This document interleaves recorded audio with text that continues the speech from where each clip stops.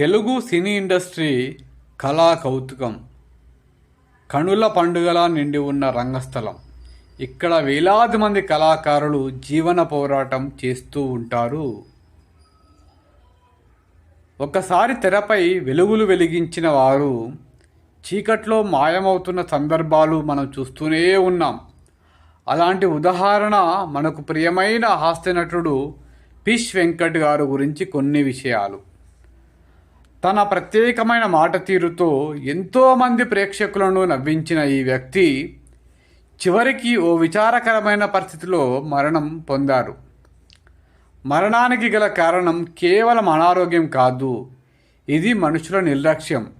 ఇది ఇండస్ట్రీ గుండెలు చప్పుడు చేయకపోవడం, ఏ ఒక్క నటుడు కూడా స్పందించకపోవడం వలన పిష్ వెంకట్ మరణించారు. శిష్య బృందం ఆర్థికంగా నష్టపోయినప్పుడు ప్రాణాలు నిలబెట్టేందుకు కొంత సహాయం చేయగలిగితే, కొంతమంది అయినా ముందుకు వచ్చి ఉంటే ఈరోజు పిష్ వెంకట్ కథ వేరుగా ఉండేది. కానీ కాలంలోని మార్పులు.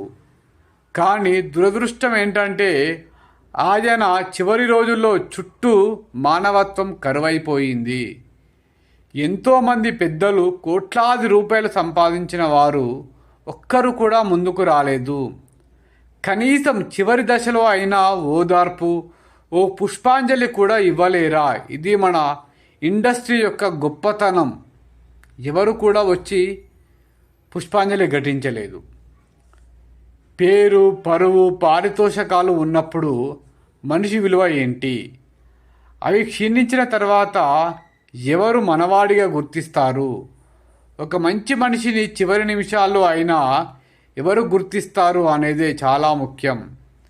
పిష్ వెంకట్ కన్నీటి వెనుక ఉన్న అన్యాయం గురించి సినీ పరిశ్రమ ఒక్కసారి ఆలోచించాలి.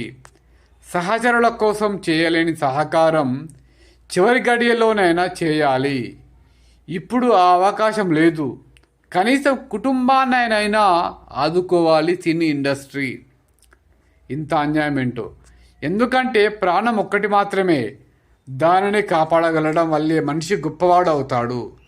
నటనతో కాదు, కిరీటం ధరించడం వల్ల కాదు, మానవత్వంతో మాత్రమే. ఇప్పుడు కాపాడే అవకాశం లేకపోయినా కుటుంబాన్ని ఆదుకోండి. ఆ పిష్ వెంకట్ యొక్క కుటుంబాన్ని ఆదుకోండి, కాపాడండి, రక్షించండి. తెరపై ప్రతిసారి నవ్వులు పంచిన చివరికి ఒక్క అశ్రువు కూడా ఇవ్వలేని ఈ పరిస్థితి అందరినీ ప్రశ్నించాలి. ఒకరికొకరు అవసరమైనప్పుడు తోడుగా ఉండడమే నిజమైన సంస్కృతి. సినీ పరిశ్రమ పెద్దలు నేర్చుకోవాల్సింది ఖచ్చితంగా ఇదే. Please like my channel, like and subscribe. Thank you.